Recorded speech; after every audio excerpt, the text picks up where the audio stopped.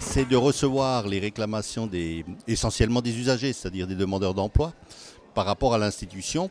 Ils ont une décision de Pôle emploi qu'ils ne comprennent pas, donc ils saisissent le médiateur.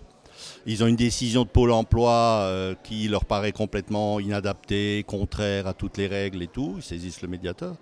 Mais dans toutes ces saisines, le médiateur donc regarde si la décision qui a été prise est conforme au texte, à la réglementation et tout.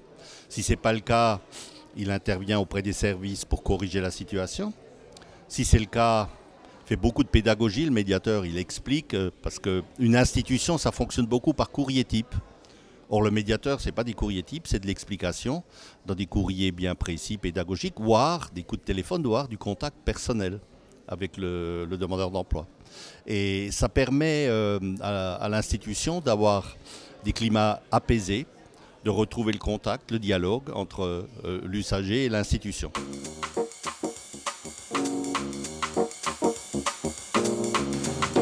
Le médiateur n'est pas rentré dans ce dispositif. On peut encore joindre le médiateur, bien sûr, sur les vecteurs traditionnels, le mail, le courrier, par téléphone.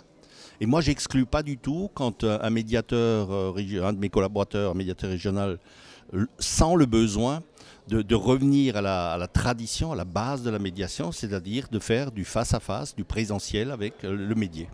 Voilà. C'est notre façon à nous de réagir par rapport à ces évolutions qui, pour le moment, ça va sûrement se régler avec le temps, mais pour le moment, risquent de laisser au bord du chemin un certain nombre de nos concitoyens.